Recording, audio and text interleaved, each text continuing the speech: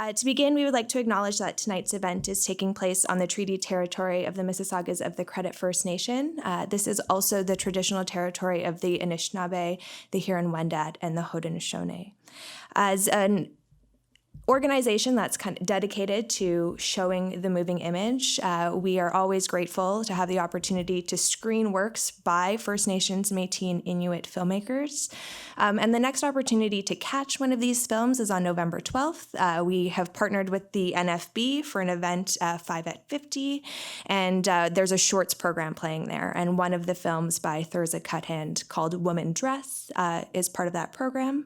So if you are free and available to come back to TIFF, we'd love to see you there. I'd also like to thank our lead sponsor, Bell, our major sponsors, RBC, L'Oreal Paris, and Visa, and our public supporters, the Government of Canada, the Government of Ontario, and the City of Toronto.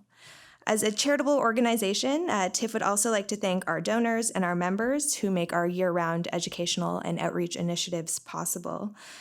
In particular, this event is a Share Her Journey initiative, generously supported by Betty-Ann Heggie. So we're very thankful for her support.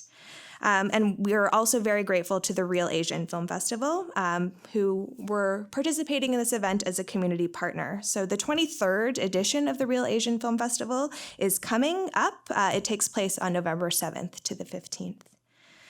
Just to give you a sense of how today will run, we're going to have a bit of an onstage conversation. We're going to show some clips of some of our guests' work, and then there will be an opportunity to ask some questions. Before we get started, please just make sure your phones are on silent. And then during the Q&A, we do have mics and mic runners who will be coming around. So if you could please wait until a microphone reaches you, just so we can hear your question. The cameras recording this conversation can hear your question. That would be great. And then let's get started with today's event. So as you know, creating moving image content, whether it's for the big screen, for television, for web, is something that is highly collaborative. And the talks that we organize here at TIFF are an opportunity to learn more all about this creative and collaborative process. So this event, actually, we had an event of the same name last year, and last year's focus was on directors. And this year, we're thrilled to be able to explore the craft as writing as part of this creative process. So before a set is built and actors are cast, and before there's even maybe money put into any of these things, there is the idea for a story and the desire to bring this story to life. So writers are essential for articulating this main idea into a story arc and to developing the dialogue that makes characters and the world that they inhabit something believable and something that we engage in as an audience. So for the next hour and a half, we will learn more about writing for the screen. And I am so thrilled to introduce our moderator who will lead us through this conversation, author Carrianne Leung. And I'm just going to read her bio first. Carrianne is a fiction writer and educator. She holds a PhD in sociology and equity studies from the Ontario Institute for Studies in Education at the University of Toronto. Her debut novel, The Wondrous Woo, was shortlisted for the 2014 Toronto Book Awards. And in 2019, her collection of linked stories, That Time I Loved You, won the Danuta Gleed Literacy Award and was shortlisted for the Toronto Book Awards. It was also longlisted for Canada Reads. Leung's work has appeared in The Puritan, Rice Paper, The Globe and Mail, Room Magazine, Prairie Fire, and Open Book Ontario. So please join me in welcoming Carrianne to the stage.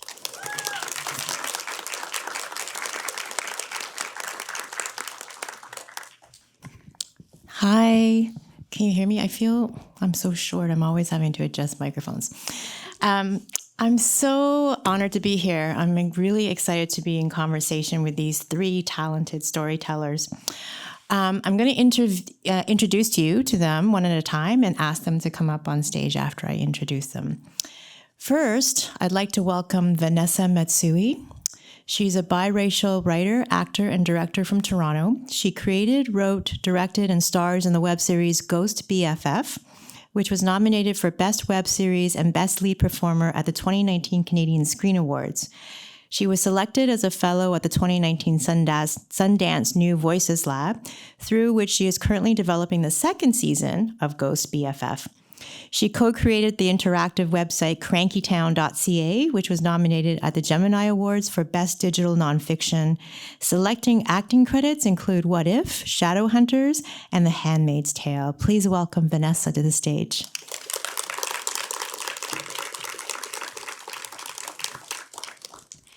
Next up, Jennifer Liao made her feature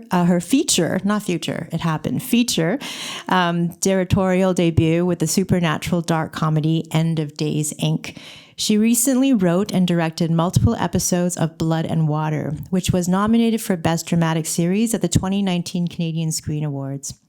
Her short films as a director, writer, and/or producer have screened at festivals worldwide and have been broadcast on CBC, Bravo, and Air Canada's in-flight entertainment. Liao wrote for the social media storytelling project Crushing It, a social media love story, produced the feature Sex After Kids, and participated in TIFF's Writers Studio in 2018-2019. Please welcome Jennifer to the stage.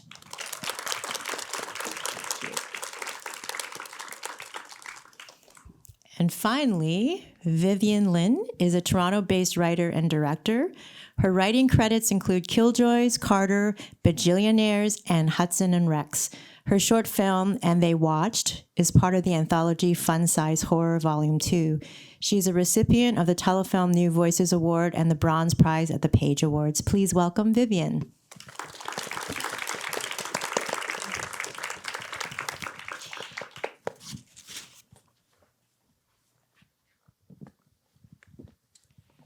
Hello. Hi. Hi.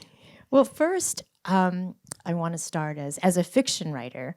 I'm always interested in hearing how other storytellers come to story. Like, what is it for you that stories are meaningful and have shaped you into wanting to be part of that? Is this good? Okay.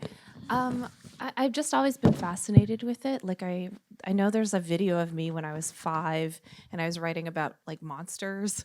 And just like I've always been curious about things that are, just our world, and it's a way to explore everything. And I'm really, really curious about people and how they work. And so like stories are how I connect with life. Mm-hmm.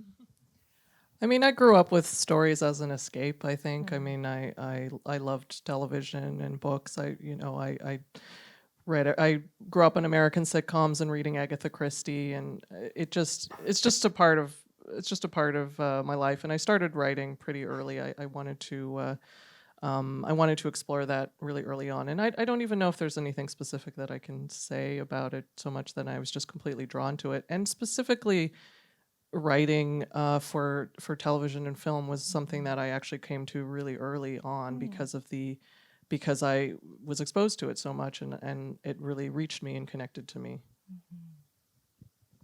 Yeah, I love going to the movies. When I was a kid, it was probably my favorite thing to do, and I used to love going to the theater. And yeah, same here. There's stories that my aunts tell that I used to like write these plays and invite the family to come watch them, and it was really annoying, probably. And yeah, but I think as a writer now, what draws me to the stories that I'm telling are often like injustices that I'll see in my own life that I want everyone to know about it. Mm-hmm. Was there, so you talked about being raised on TV and films. Was there any seminal foundational text or show that really shaped you in thinking that's what I want to be part of? Or anything even about injustices and feeling like film can play this part in the world? I mean, I remember watching My So-Called Life as a teenager and really loving it, and I remember thinking I had never seen a TV show like this where it articulated so well that feeling of being a teenage girl. I also really loved Degrassi as a kid, but I think like My So-Called Life was a real turning point in my TV watching. Mm-hmm. There was one movie that I saw when I was younger, that I can't remember exactly how old I was, but it was sort of specific to me, sort of understanding that filmmaking was a career path in some ways, which was Double Happiness. Mina Shum wrote the film that Mina Shum wrote and directed about an actress who is contending with her parents and trying to, live a life as a single woman in Toronto, I think, or Vancouver possibly. I can't remember exactly. But I remember that sort of being a specific moment where I recognized that there was somebody who looked like me who was, and a Canadian to boot, who was making making films, and that one it sticks out for me because it's also just an amazing movie. It's so it felt so different to see that compared to anything else I'd seen up to then. I think for me, it's Buffy the Vampire Slayer. A little bit genre, a little bit. It was the first time I felt like I'd watch a show and that like a girl can literally kick ass, and it would sort of always felt like I felt really like empowered after watching it, and it was sort of something where I was like, oh, you can be sad and like coming of age and funny and all of these emotions all in like 1 hour. Like I can go through all of it and like have an action sequence and feel like I'm gonna punch a vampire or something, and all of that. So it was just like such a genre mashup that was interesting. And then it was sort of one of those like seminal moments where you're just like, that is so fun that I think I never thought I could do television as a thing, but it was sort of a thing where that is so fun that I have to try. I don't want to be incomplete, so I'm going to mention one more show. Yes. I feel like I need to too. Yes, please. News Radio, which is in my estimation still the greatest sitcom that has ever been made, is a show that completely put me on a path that I did not end up quite following. To become a TV writer. I became obsessed with this idea that I was going to write sitcoms, and I was, writing spec scripts when I was 17 and trying to, figure out what it was, because I had this notion that I wanted to be the person who sat in a room with a bunch of other funny people and tried to write jokes for them and things like that. So I feel like it wouldn't be honest for me not to bring it up at this point. Yeah, I probably shouldn't mention this, but so I'm primarily an actor, and I started out as an actor, and it was when I was a kid, and my aunt took me to see Cats, like here in Toronto, and I was like, "What? Wait, these cat?" I didn't understand it at first, that it wasn't a cat; it was a person playing a cat, and that this is a job that you can have just like dancing around on the stage, and that's definitely when I was like, okay, this is what I want to do. I am going to dress up and then have fun. I saw that same production too. It's amazing. Yeah. I knew they were people playing cats though, but I was a little older than you, I imagine. They play with your hair and stuff. Yes. Very fun. So when did the leap happen then, where you thought, this is possible? I want to get into this industry. And what are some of the first jobs you had? I was on an infomercial. I think one of my first jobs was a lip plumper. Like it was a lip gloss that would plump your lips, but this was like ages ago, before Angelina Jolie lip plumper. Yeah, and so I was working on that, and I did a bunch of Sportsnet, which sports ball fans here, was like a television station that was close to my high school, so I interned there, and then just from infomercials and interning on balls that get thrown around, I somehow made it to where I am now. This wasn't my first job. My last acting job, because I did start as an actor, and that was not a career path that I was destined for, was an internet-only tampon commercial, and it was so embarrassing. Like, you wouldn't believe how embarrassing this commercial was. I had to wear. Do we have that clip? Can we run it? You know what's funny is I actually looked for it recently, just to have it, and I can't find it anywhere. It was on the OB website for a time. Right. Where you would load and they shot like 60 commercials, and so when you reloaded the website, you would get a random one. So the one that we were in, it literally was, we had like 5 minutes to shoot it because they were getting to the end of the day and they were shooting all these spots concurrently over like a day, and we had to wear exercise clothing, like really garish 80s exercise clothing, and pretend to do an exercise routine, except they didn't teach us a routine. That was the joke. The guy who was in the commercial with us was the one doing the routine, and then we were supposed to try and pretend to follow him. It was kind of great, though, because it did kind of doing that just kind of shows you like even if embarrassing things happen to you, like if anything embarrassing happens to me in my life after this, it's fine. Like that is definitely the right. It was a very I'll just say this real quick. I was wearing the clothing of a girl about 2 sizes smaller than me because they had thought she was the person cast in the commercial when they were doing the wardrobe call, and they got it wrong. And so they literally just made me wear her clothes.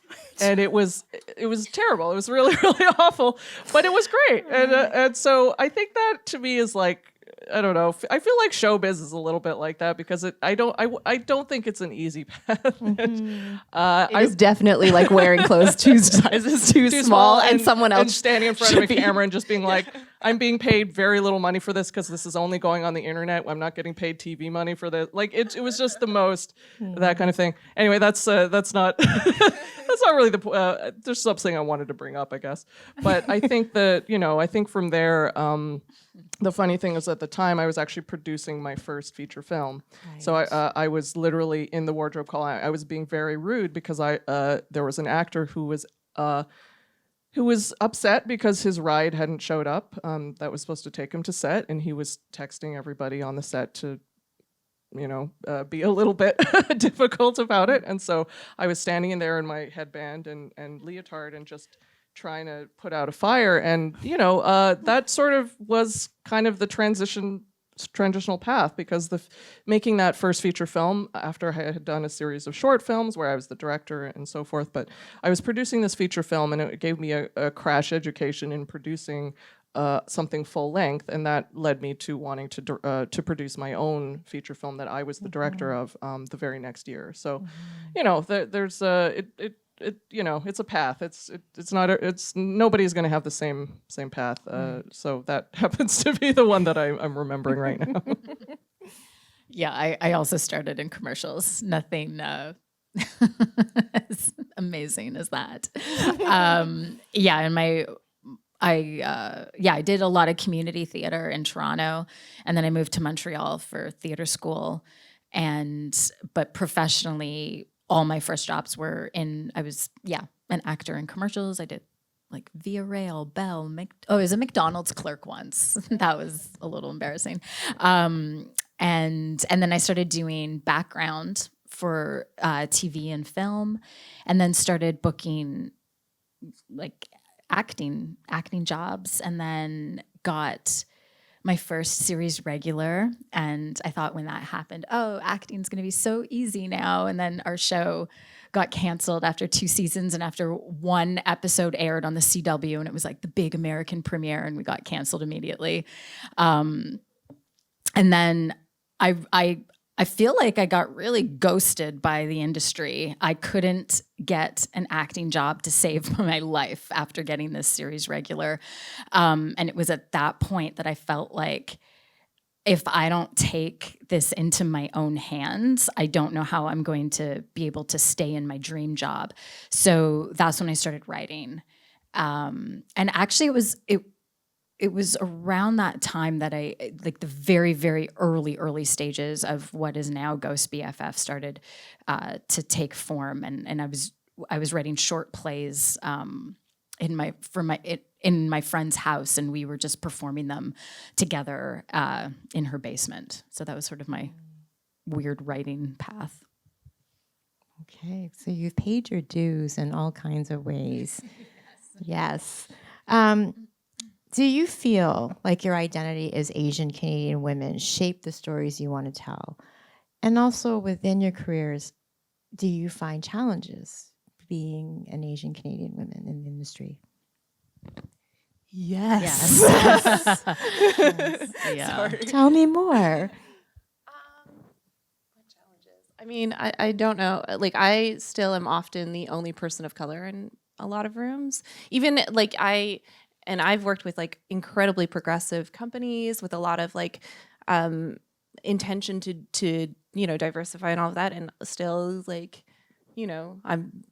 I'm the only one, and then you're sort of in this weird position of, I'd like to be a writer for you. I'd like to give you a diverse viewpoint, and then I also have to now give you all of the diverse viewpoints that are kind of as best as I can.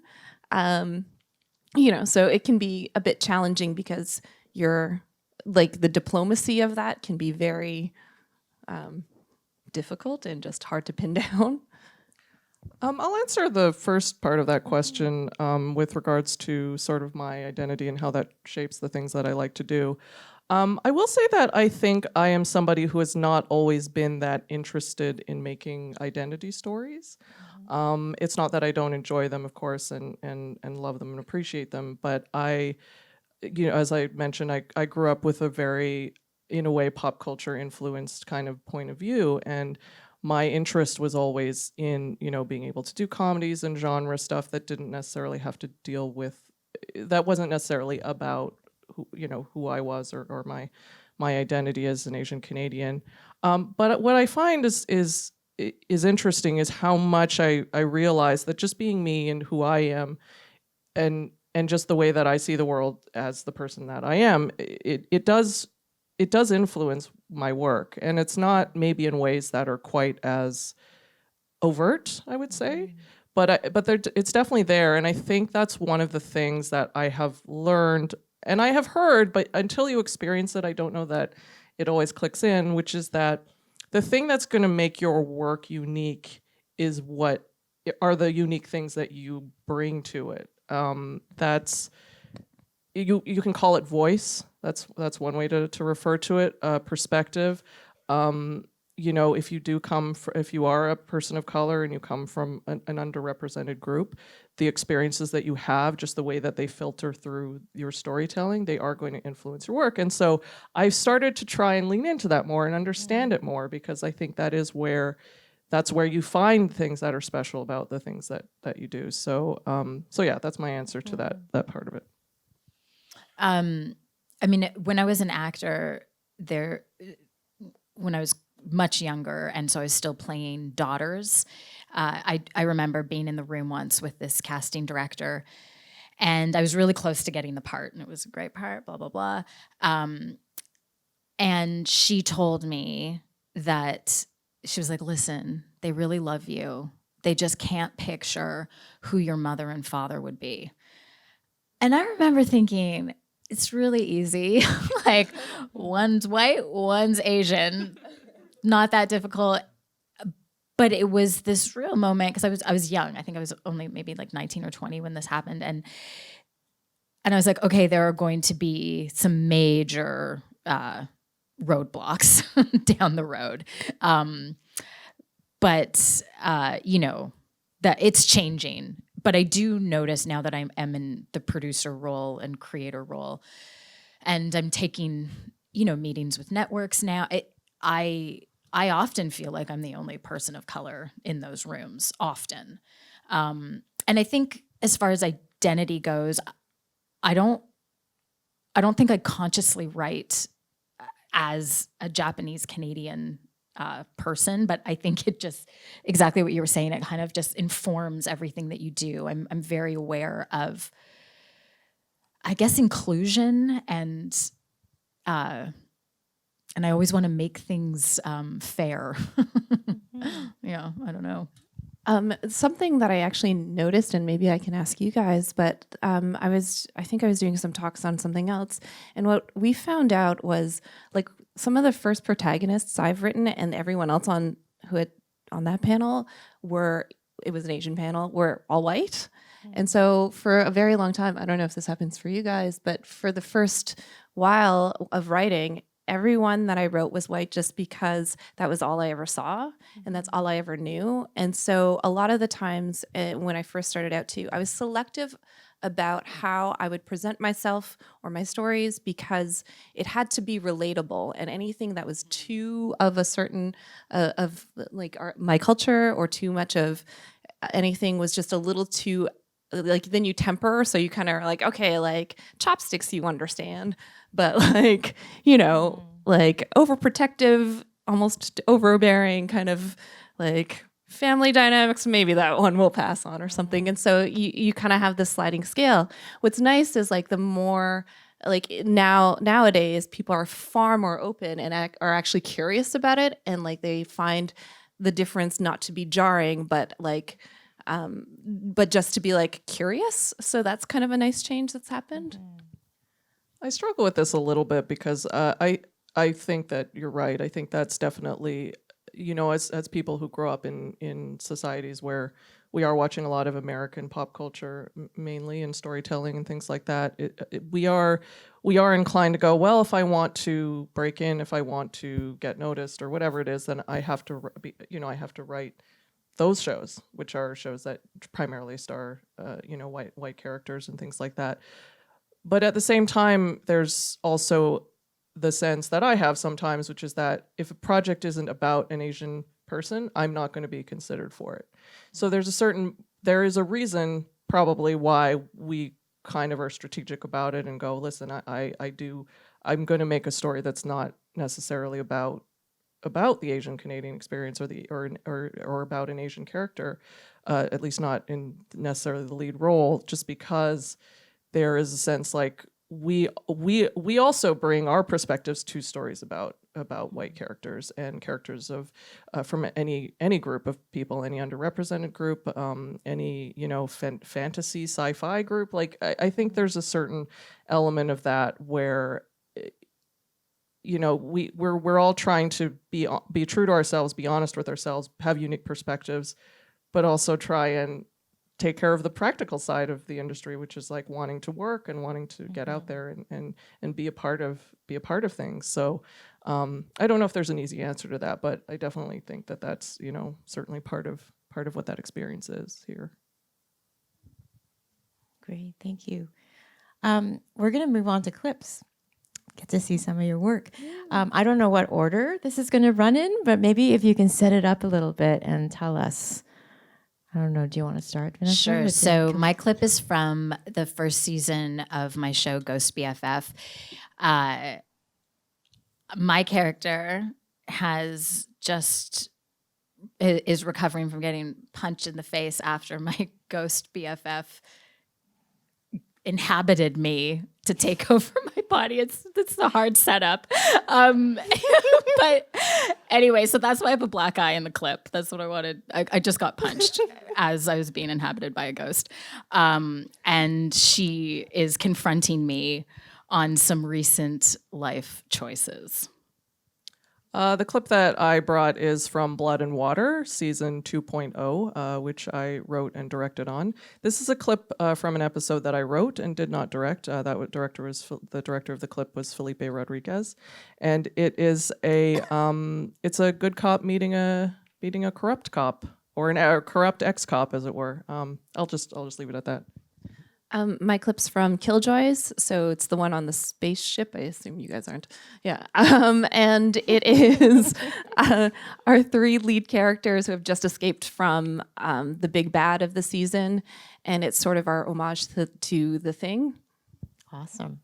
Okay, let's roll the clips. I've always wanted to say that. Roll it. Round of applause for all of them again. I just want to go home and binge watch everything now. I'll start with you, Vanessa. This was your concept from the beginning, right? Ghost BFF. Yeah. What inspired you to create it? So it is very loosely inspired by a time when I almost lost my own childhood best friend to suicide. And she's thriving now and doing amazing. But it was a really traumatic period of both our lives, obviously, when she was in that really dark place. And at the same time, a friend of mine in Montreal died by suicide. And I just felt like there were all these girls who were suffering and nobody was talking about this. So that was sort of my inspiration to write this. I wanted to make a show about suicide, but also I wanted people to laugh, because I think that the best the best in my opinion, the best bridge to breaking taboos and getting people talking is through comedy. Great. And Jennifer, what about your inspiration for writing this episode, as well as, like, I know that the show is trilingual, right? It's English, Mandarin, and Cantonese. And what's it like to write?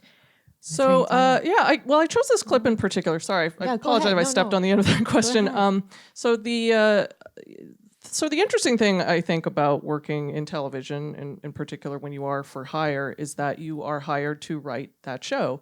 And I think it's this is an interesting example to me about collaboration in TV and the realities of TV, because it's so fun to write, really a joy to write, getting to work with everybody on it and all that sort of thing. But it is very specifically a thing where you're meant to write something in somebody else's voice and somebody else's story. So this was a real experience for me to actually to do that for the first time, to be working under a showrunner who's got an 8-episode arc that they want to do. And, I wrote episodes 4 and 5. So this is the end of episode 5. And things that happened, it turned out that we didn't have one of, I wrote a draft of the script. We didn't have one of our lead actors for as long as we thought we were going to have them for the production schedule. And so this episode went from being Steph Song, who plays Good Cop Joe, from her being not in it to being in every single scene. And so this scene is actually an entire rewrite of a scene that she was not in the first place. And the other actor, Selena Lee, who does speak English quite well, as you can see, but she is primarily her primary language is Cantonese, and because Steph doesn't speak Mandarin or Cantonese, we had to write the scene in English instead of in Cantonese, which it was supposed to be. Now, the secret, of course, is that we don't write any of the scripts in the other languages. All of the writers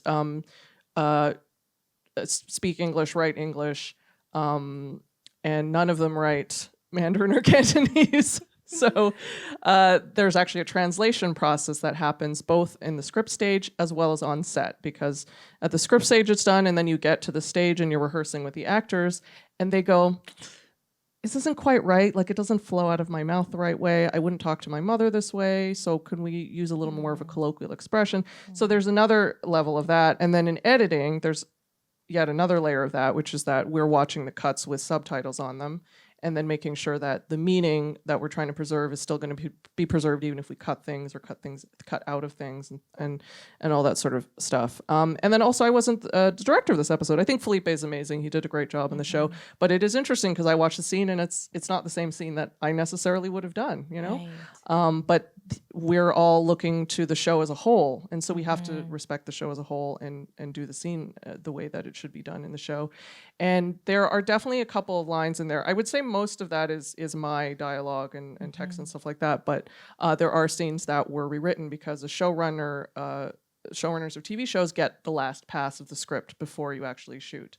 Right. So she kind of wanted a little bit more of a hard ending for that, which makes sense, because in the original version of the script, she did not come right out and say, you're a murderer. That was, right. But you gotta go out big.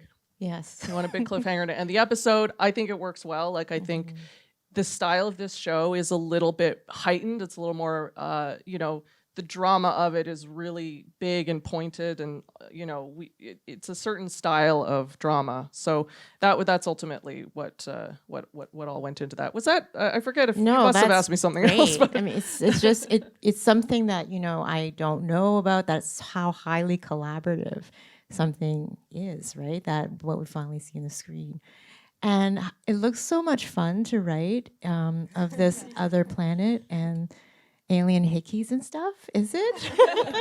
Yeah, it's such a fun show. Like, the whole thing about it is it's sort of like just like this romp through space with bounty hunters. It's pretty, and we always, like, everyone in the room is a huge genre fan, so we'll take our favorite genre movies and try and like do an episode that is an homage to them. So you'll see a lot of like Easter eggs. So for Highly Collaborative, this was a co-write with one of the other writers, Derek Robertson, and it's like a great experience, and I just want to give him a shout out because it was a lot of work to put that together, because it's what we call the bottle show, and so it's our sets, it's only our lead actors, and then you just do like 45 minutes of only that, so it's closer to, I guess, like a play or something like that. And you're probably like, we do that all the time. So, and it was just, we really loved the movie The Thing, and we wanted to, and the buildup of that paranoia in that world, and we wanted to tear our main three apart, who are like sort of a close-knit family. And so we gave one of them a space hickey, and then we gave all of them one. Awesome. So Jennifer, you're saying about how there's like the showrunner gives you like the story arc for the season. So for you as writers, do you then have like particular, like, you have to have particular scenes in this, and that's what you're writing towards, or like what are the parts you can bring in that's creative, that's your own ideas? Blood and Water is a bit of an unusual show because it's not room written. We don't get together and sit in the room and write it, or we didn't. So it was a little bit different because when I started on the show, they had already sort of had an overall kind of story document, which immediately we were 2 days in, and the network finally read it after 8 months and decided that wasn't the story arc we were going to go. So, there's that kind of thing where it's like, oh yeah, this whole episode that I outlined, it's probably not going to be we're not doing this part anymore. So there's things like that. I won't get into too much of that, but essentially it's a little bit different because a common writer's room experience is that you actually go in at the beginning of the season and you are working out what the stories are going to be and what the arc is going to be. Whereas for me, just because I came in at a certain point in the process, was a lot of that had already been predetermined. And so for that, and that particular episode, I actually took over from somebody else who left the show earlier in the season. So that one was actually pretty well outlined. And then, of course, the news came down about us not having Byron Mann for as many days as we wanted. And so that's a different thing. But the episode before that, I outlined myself. And the idea really is you're trying to get, for that particular show, because it's entirely serialized, we're just trying to get the characters from the beginning of the episode to the end of the episode to where they have to be. And that means lining it up with everybody else's episodes before that and making sure that the character is actually progressing the way that they should, that they're not either repeating emotional beats or not making progress in whatever it is that they're doing. So we talked a lot. We definitely talked on the phone and had that kind of conferencing and stuff like that, but we weren't actually in a room together all day, which I think, Vivian could probably speak to that a little bit more. Right. We were definitely in a room all day together. Yeah. It's great. It's a great environment for any of you who want to be room writers. It's a really fun time. It's just a bunch of people in a room for 8 hours eating snacks, and then sometimes talking about, movies they like, and then sometimes working. And it's someone out there that scares me so much. Oh yeah, you're a novelist, right? So being in a room with other people just makes me really scared. But but it's kind of best of both worlds, because sometimes, because when you get your episode, then you kind of go away and write. Except in this case where it was Derek and I would go away and write, and it would just, our process was just like, let's try and write something that'll make the other person laugh. And then I would know that if he laughed, that it was good enough for the show, and same with like vice versa, because what we did was we took different alternated acts. So talking about kind of even on the minuscule of like, okay, I know you start your act here, so I have to finish this, but I also to like feed into the next story, right? If that makes sense. Yeah. And Killjoys is also really serialized, so it was like we have a beginning point and an end point, and then you have to figure out what's the story that goes in between. Like these are our goalposts. Right. So what are the 3 episodes? What do each of them say in between? And then as a whole, what are we saying? For us, sometimes it was literally like, okay, he has to have the gun in this scene. How do we get him the gun? He needs to get the papers, which is the huge plot point in the series. He has to have the papers here, lose them here, have them back here. So there's a lot of that too, where it's just like that's more the math of it, where it's like, how can I do that? But the real thing is like, you want to play with the characters, and so once you figure out where those things go, then you can work, you work your scene around them, and sometimes you're reverse engineering more than you want to in that way, but that's part of the fun of it, is like, you want to do things where when people get to the end of it, they're like, oh yeah, that totally should have happened, but I didn't see it coming. But it's all because you either start with, because you're like, I know he has the papers here, so how do we hide that through this whole thing, so that once he gets them there, it's like satisfying in some way. Yeah. So some of it can be, because again, in that particular show, it was so specifically had been already set up and written by the time that I was there, that I was really having to follow that. I couldn't really go off track and be like, maybe you could do something else, because it really was like we had to get to that end point. Right. Vanessa, what about you for Ghost BFF? What's the process like? It's hell.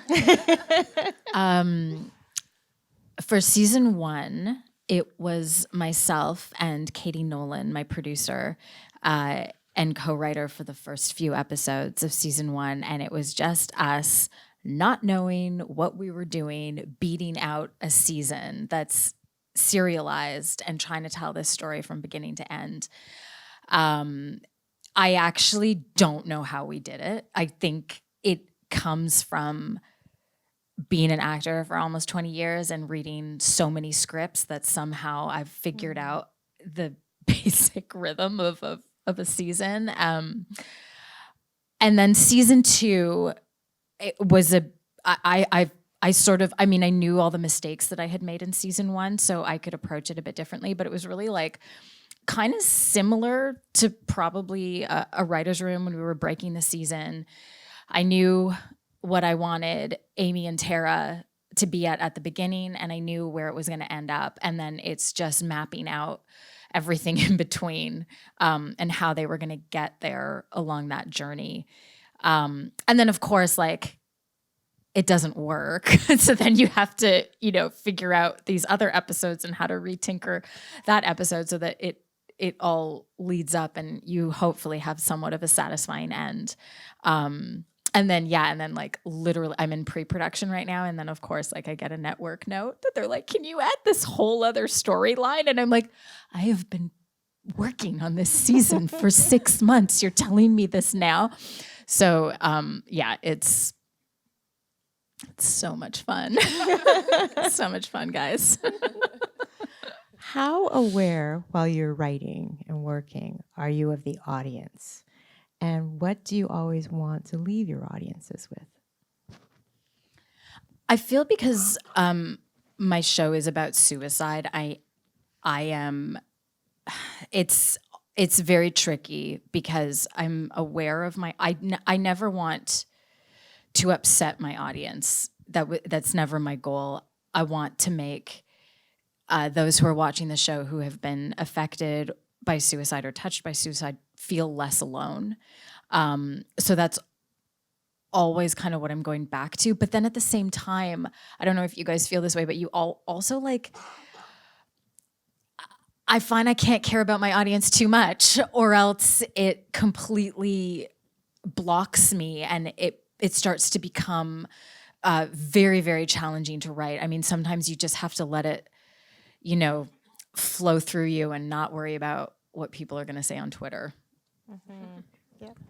I find first drafts is I have to care about. Yeah, it's so hard just to get through a first draft, like the vomit draft or whatever people call it. It's like so difficult that you have to do whatever you need to do to get through it. Mm-hmm. Therapy, shop online, eat your feelings, get through it.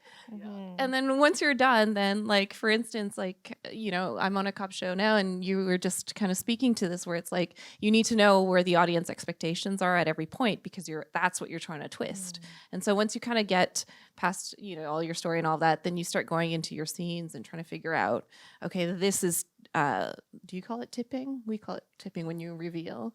So it's like, this tips the viewer or this doesn't. And then it's like, as you were saying, like the math of like expectations and twists and reveals and stuff like that.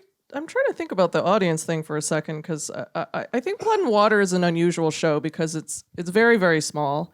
I suspect it has a very small viewership, and I only say that because the size of it really did allow for a lot of freedom for the show in a way that I don't know if it's typical. Certainly, we did have feedback and network notes and things like that, but it's a very dark show. Like it's extremely, extremely dark, and it's and again, it's a trilingual show. It is on a network that caters to an audience that speaks multiple languages other than English, speaks languages other than English.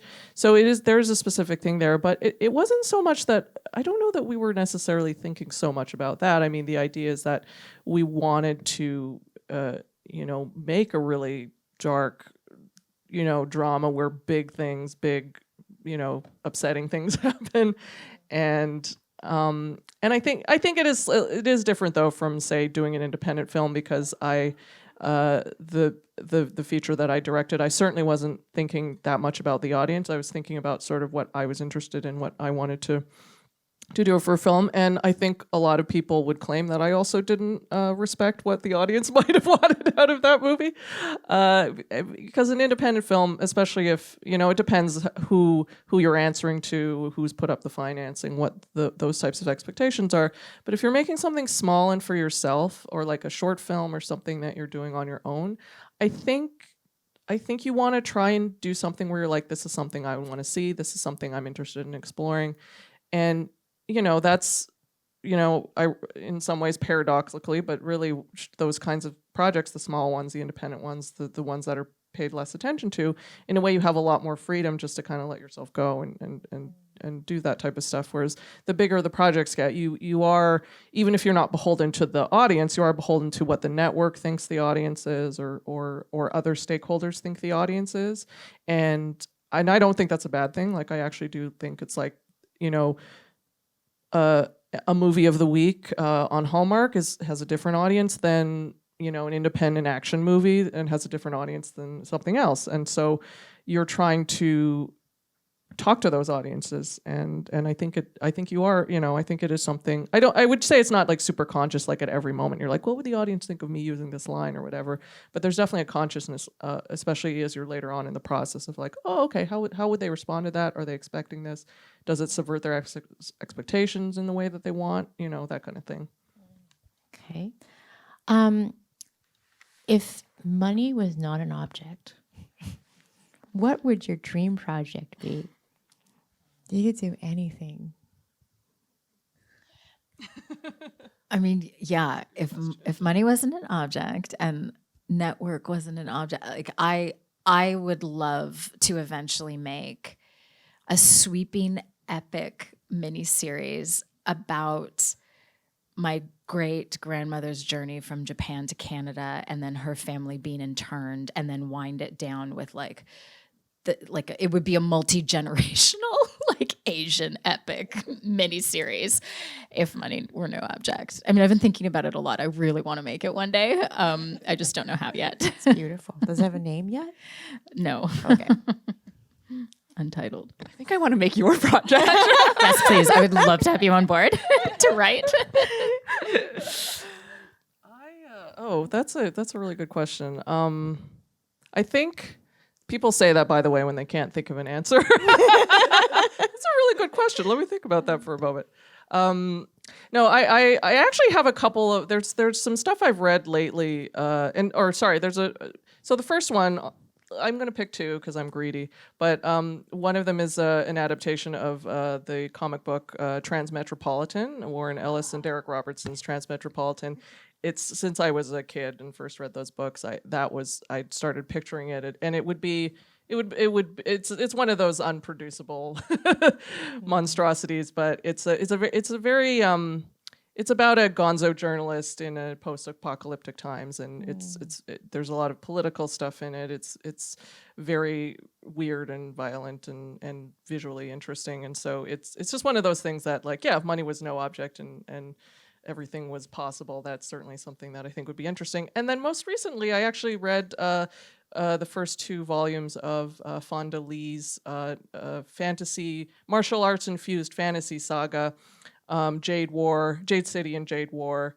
And I think it's, I mean, I know there's a couple of shows that sort of Into the Badlands and Warrior that kind of like play with that a little bit, but this is kind of a big epic, like Godfather type saga about, you know, people who get their or these families in power who get their power from Jade, and it's a whole thing. But I ended up coming to her books because I was like, oh, she's an Asian Canadian writer who's also from Calgary. I have to I have to read her book, right? And it ended up being like a really fun thing. And I think that's one of those, like, again, sort of big epic stories, you know, where you'd have to have multiple episodes and there's like a lot of generations and stuff like that. Like it's that kind of thing. Awesome. If we can also pick comic books, I'm gonna make yeah. Yeah, let's do this all. I'd pick Saga. Have you seen that? It's so good. I just want to make like Goose and all the people. Okay. Anyway, That's great. What advice would you give to people aspiring to be in this industry? there's a place for you and there's a place for your voice. Like I find anytime I hear like especially in the Asian Canadian space, like I remember what, like, this is so recent, it's Crazy Rich Asians, like I saw that and I was like, oh, that's a person who has like a very similar voice to me. Like, that's amazing. What would she sound like if she said more things? Right. And so and it was really stunning to me because, again, I'm on other shows or I'm writing for other people and like I sometimes get to work on my own stuff. But then I was just like, oh, there it is. Like it got sold, it got made, people are in it, then it made money. Amazing. So I feel like anytime, like even I am still really excited whenever I see something like that. So if you have a voice, just figure it out and then get through the first draft. Take those steps that I told you earlier, and then we'll see you here soon. It's funny. I did a radio interview earlier, and I think I said about 3 or 4 times, like, get a day job and make sure that you're earning money. Because like I still have day jobs. I was literally just last week I was temping at a yoga pants clothing company in their accounts payable department. And I mean it's really. I think the one thing that I have learned because of the ups and downs that I've had, I feel like I've probably not always directed my energies in the right ways, though, is that I do appreciate that I was bringing in an income so that I had the wherewithal to be able to do projects. I had a full-time job for about 8 or 9 years. It became a slightly part-time job. I went down to 4 days a week. But during that time, I made 5 short films. I directed a feature. They gave me a month off for that, of course. But, I'd been there long enough to do that. I produced another feature because we ended up shooting it on weekends, and then we'd go to our day jobs during the week. I think that if you're able to take care of that part of your life, oh dear. I don't think somebody appreciates that answer too much, but I think that it's definitely helpful because what it does is it kind of gives you that, like, it gives you a bit of structure. And this is just something, again, this might not be for everybody because I don't think everybody works the same way, but it gave me that little bit of structure where it was like, well, at least I know there's somebody somewhere I have to be from this time to this time. And if I want to make a movie or if I want to shoot a short film, if I want to write a script or something like that, I have to figure out how to do that within the confines of the life that I have. The other advice that I would give you is just, I mean, this I hope is a good thing that you came out to. It's not only about meeting people who are already in the industry and established and stuff like that. It's about meeting people who are around you. And honestly, I think the collaborators that you start out with are going to be your peers. They're not necessarily going to be people who have so much more experience than you have. Like, it's usually people who have similar levels of experience you have, and you're like, let's help each other. Let's try and make something. If you want to be a writer and I want to be a director, or if you want to be a cinematographer, whatever, let's collaborate. I've met a lot of people going to events and talks like this. It's like I wouldn't even meet the people on stage. I'd literally meet somebody who was sitting next to me who happened to be a composer or something like that. Maria's in here somewhere. She's a composer I've worked with a number of times, and I think we met at a party. Yeah, I mean, it's things like that. Real Asian is coming up, as you mentioned earlier. Real Asian is a great place to meet. It has it's the Asian Canadian community of artists and filmmakers and stuff like that. They're very close and they are very open, and that's their screenings and events are always amazing. They always do such a good job with that. They have a program called Unsung Voices. If you're somebody who's never made a short film before, they have a program where you kind of go through a bit of a crash course and end up making a short film at the end of it. And they have a screening at Real Asian every year for that class's program of films. Arts grants, go after arts grants, find opportunities to pitch. Imaginative has programs. Inside Out has pitch programs. They award prizes for like camera gear rental, like stuff like that. Like there's a lot of little opportunities to try and at least make something, get your voice out there. Something that you can use to go out to festivals.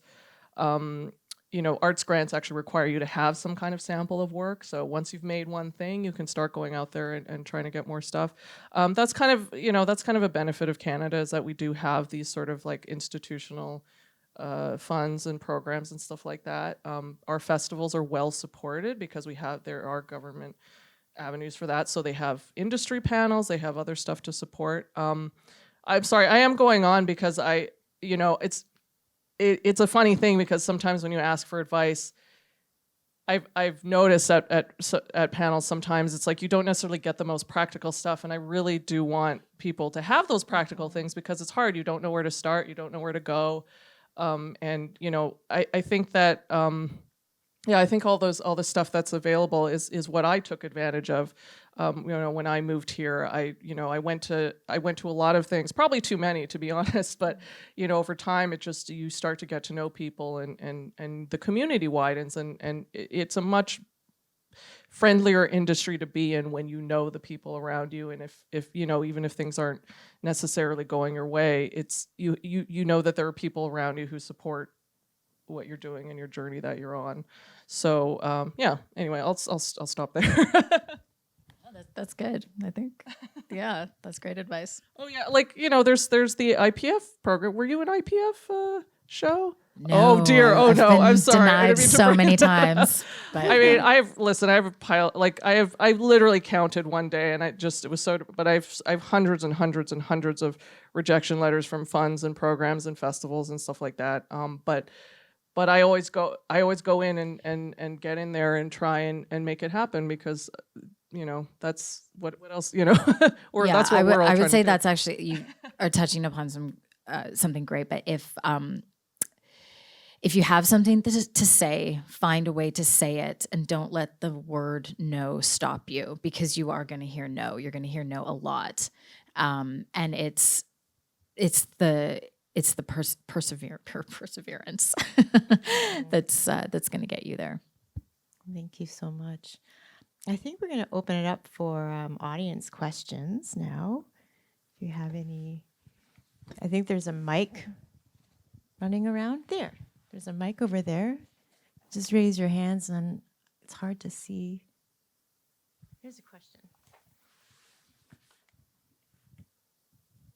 Hello. I'm just wondering if any of you have ever had to come up against family who didn't really understand the path that you were taking, and how did you negotiate that? Am I doing Like, this? I think my family thinks I'm an accountant. I'm extremely lucky. My family has been very supportive. My mom is in the audience right now. So I can't really speak to that. I've been very lucky. It's not been easy. I don't know exactly. Without getting to a whole thing, I would say that the reason I also brought up that whole day job thing was because as long as I'm able to take care of myself, I don't feel quite as, I guess, bad about the fact that I'm not a doctor. Like, I think it's, I'll say, you know, my living parent doesn't, you know, has not seen my movies or TV show. Doesn't, you know, it's a longer story than that, but it's you know, I think I would say for sure, which is I had a different career. But I took care of myself. I took care of myself and made sure that I was self-reliant in a lot of ways. I certainly have had a lot of support. Like, I don't want to say that I haven't, because I am very privileged in the sense that my family did support me, in the sense, like, you know, I was able to go to university, and, you know, all the types of, you know, gave me financial support, no question. So I am extremely privileged that way. But in terms of any sort of emotional support for the career that I had, that wasn't really something that that my parents were interested in, or, you know, thought was a good idea. And it's not really a good idea. Like, I'll be honest, it's not easy. It's not been easy. But I think that,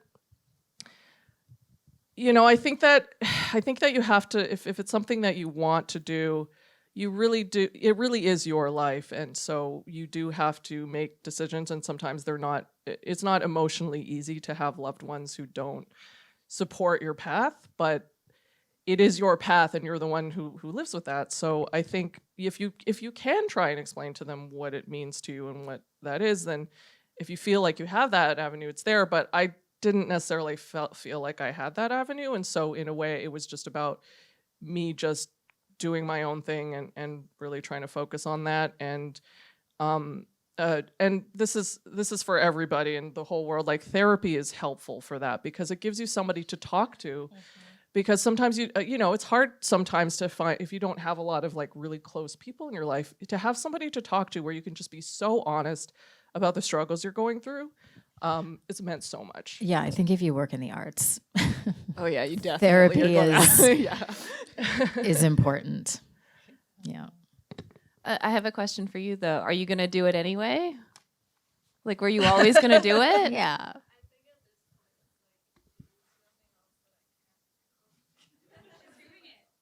Yeah.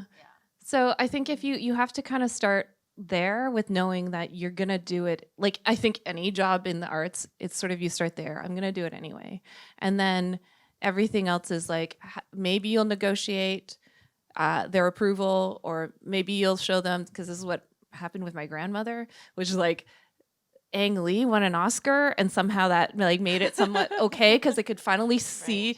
And it's like, it's so silly, because it's like, but representation matters. It's like they could actually see a person who is Asian who they could respect, so somehow they could understand. But then it's like the opposite. It's like, why aren't you Ang Lee? I know that, but that's the like next. I'm Taiwanese, so that's same. Like extra, No, I know he helped, and then he hurt. We know each other.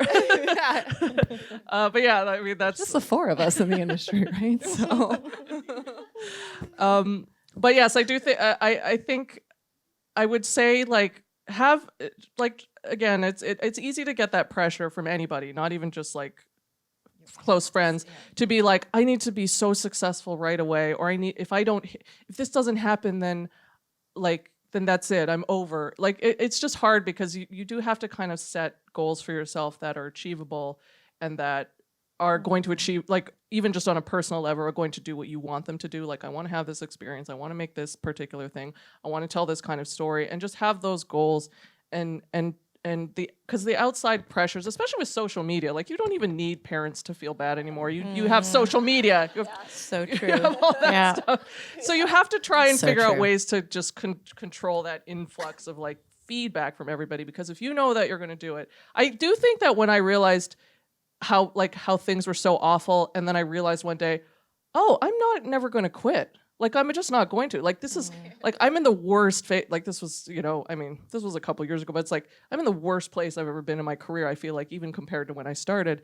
And I'm just not going to quit. And in a way, you just make peace with that all of a sudden. You're like, oh, that's just my reality. So how am I going to work around it? But it's not easy, man. It's really. And I also think it's easy for okay if you everyone. do feel at times that you do want to quit. I think that I have wanted to quit, God, so many times. And it's like a drug, and I just keep going back. And you know, breaking through. And I think if it's that embedded inside of you, it's like what you said, like there's nothing really else I can do.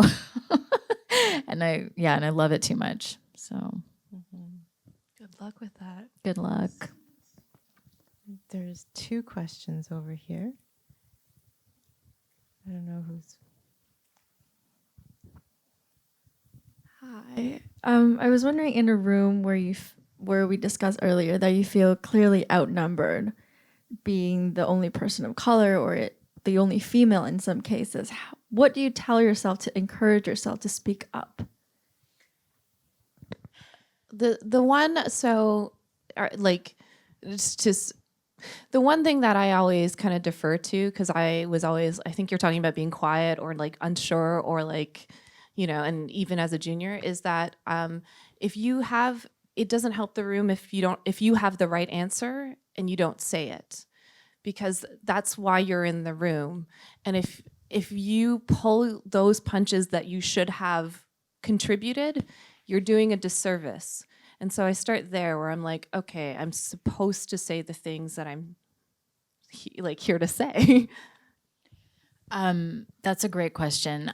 I have actually found it really helpful meeting other artists of color, and particularly other Asian writers. It's crazy because like I it's a quick story, but I had this thing in my new season of my show that I wanted to put in. It really, really resonated with me, and I was like crying when I was writing. I was like, this is so good, it's so beautiful.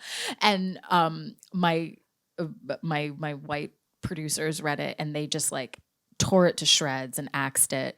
And I had gotten feedback from a couple other white people, and nobody got it. And then I was at Sundance, and there were 2 other Asian writers there, and one of the women like took me aside. She's like, "Yeah, you know, I wanted to tell you, I really love that scene, and I think these people aren't understanding this because they don't have Asian mothers." And I was like, thank you. Yes. And then in this weird way that empowered me to speak up. And because I didn't understand why, you know, there's just some things that I don't realize are very Japanese about me, because I'm so, you know, I'm like 3rd generation. You don't really think that, but you can't help it. There are some things that have trickled down. So I've found that very empowering.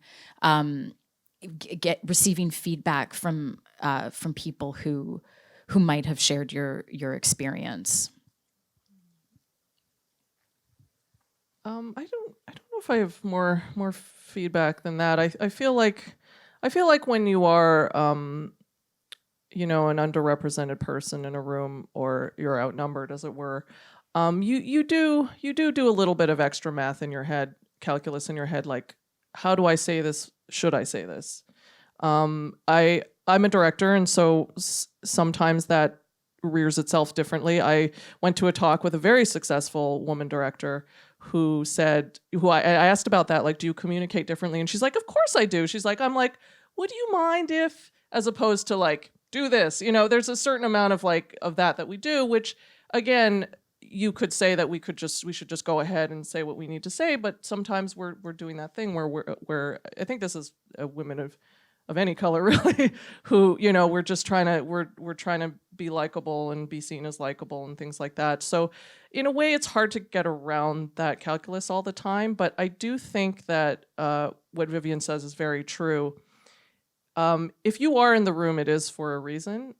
There is, you know, whatever that situation is you have been given, you know, a place here, and it is up to you how you want to manage that. But I think that certainly you are there because you're bringing something to the table and it happens to be something different than everybody else is bringing, and so you're using that to your advantage, right? You're going to give them something that's going to make whatever's happening there better. I also find it helpful to think about it sometimes like this, like, I'm not doing this for me. I'm doing this for young girls who might want to be in this position one day, and so I need to say this. Like, if it's not about me, it's about somebody else, or like, you know, or like I visualize it, like I need to stand up for myself in this situation because it's for the betterment of my daughter. You know, that helps me. I don't know if that's helpful. What are the most difficult things you've ever came across, and what are the most rewarding things as well?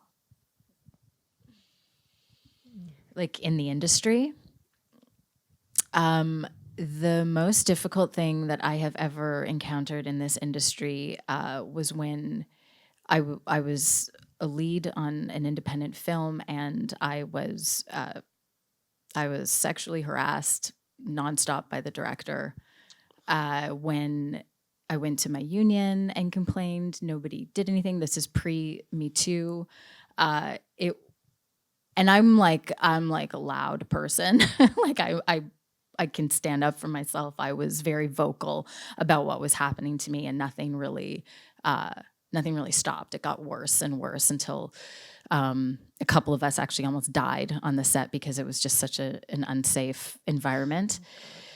So that was the worst thing that's happened to me in this industry. The most rewarding. I mean, so many. I mean, it's getting to make my show, getting that first yes from the first grant that finally said yes after trying to get this show made for 3 years, and finally getting that yes. And that felt, I was just so, I was so happy. I was so elated. The first time I made Cranky Town, and we were displaying our website for the National Film Board, and I remember calling my mom, and I was like, Mom, you know, I felt like, I don't know, it's a really hard feeling to describe, but I've never felt this way before. And my mom was like, oh, I think you felt empowered. And I was like, yeah, I've never felt that before. So that was also like this amazing moment in my life. I mean, the first time I got my series regular, I was so happy. Yeah, so many rewarding things. And also just, yeah, getting to hire I'm now in a position where I get to hire my friends and work with some of the people that I find the most hilarious in the world. It's been very rewarding. Harassment's a real thing. Sexual harassment, just general harassment, that's usually not very pleasant. And so there are better ways. I think there's like better ways that we're dealing with it these days. So yeah, this was 15 years ago. Yeah. And so, that's a real thing. Like Harvey Weinstein going to a comedy thing, and like people, yeah, that whole thing, cancel culture has not quite happened as much as it could. And so there's that. I think that's like a real disappointment. In terms of real positives, is like, yeah, it's all the yeses, like, and even the simplest thing, like for me, like I make, you know, commercials and films and shorts with my two best friends who are somewhere here. Yeah.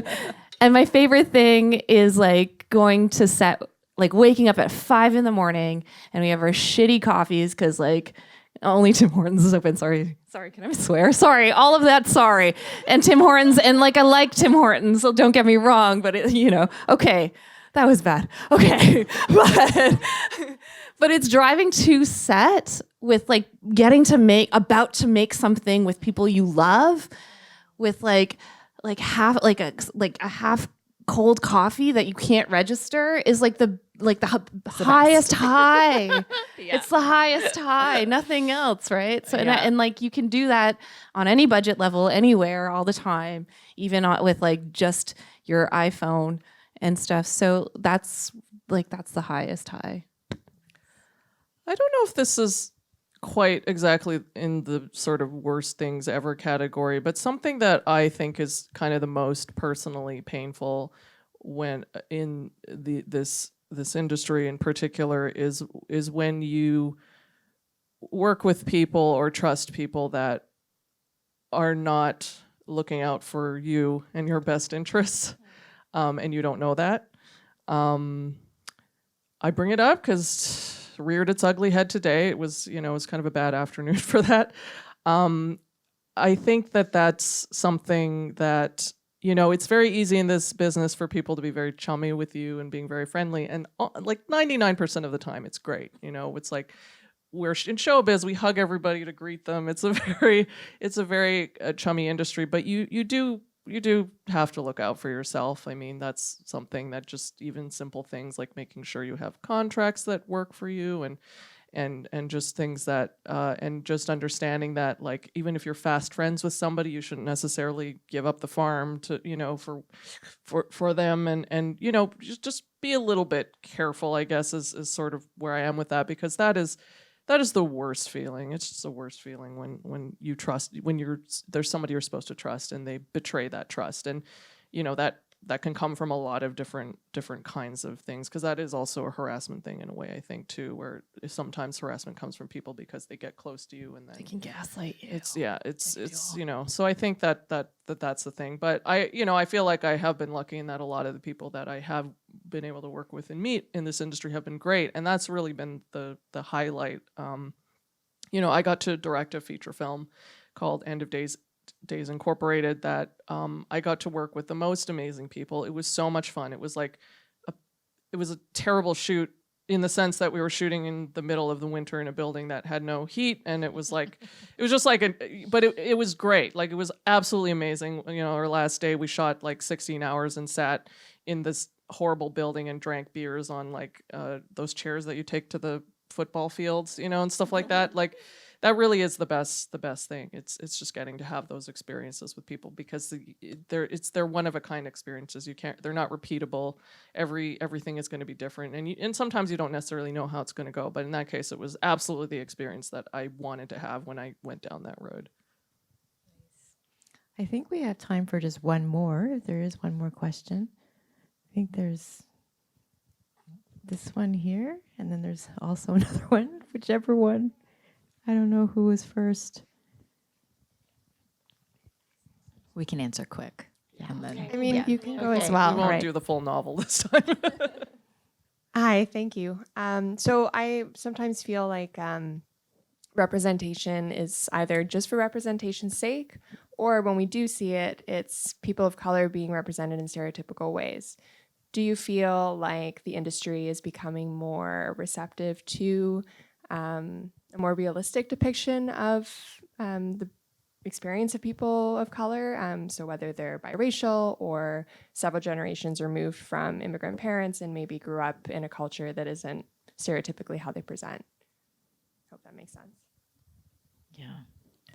I mean, yeah, I think things are changing. I've witnessed in my career a massive shift to, hearing that casting director tell me they can't imagine who my parents would be, to, there was like that Cheerios ad a couple years ago with a biracial family, and it was like super controversial, but then like whatever, people got over it.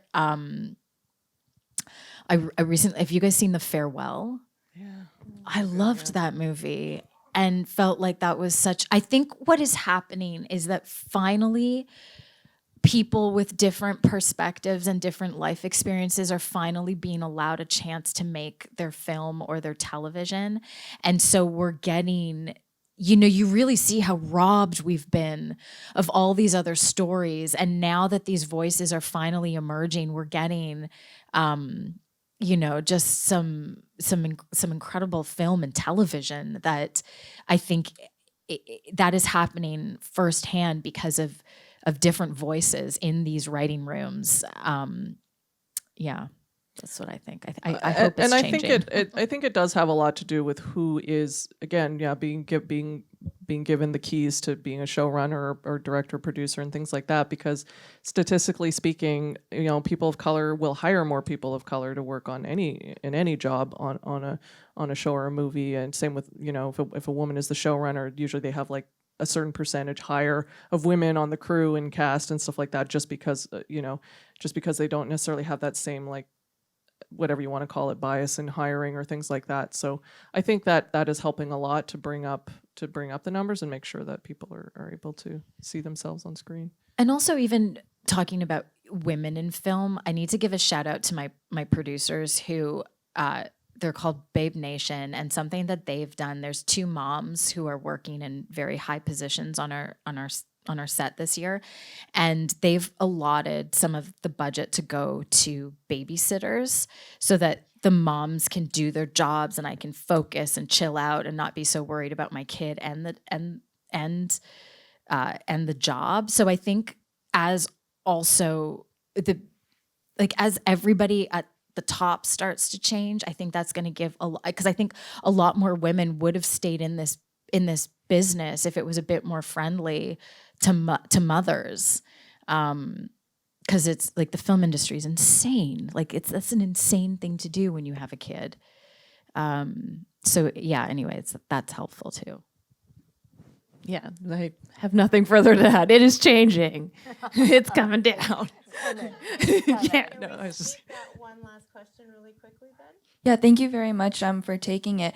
I was wondering, you talked a little bit already about how you consider your identity to factor into your work, but I was wondering if you ever feel sort of pressure in any way to sort of make sure your identity is part of that. You know, like a lot of the time there's discussion about how when people of color make things, usually people are only interested in it often if it is, about their pain, about their story, about, to become basically like fodder for entertainment for white people. And on the other hand, and on the other hand, how do you balance maybe that pressure, if you feel it, with the feeling that maybe like whether or not you do, like that feeling of responsibility that you should be in some way trying to, push those stories forward? That's a great question. I think yes, I think it's called moving beyond the suffer narrative is something that I think a lot of people are talking about. And I totally, I mean, yeah, wait, you guys need to talk first. I was excited about the question.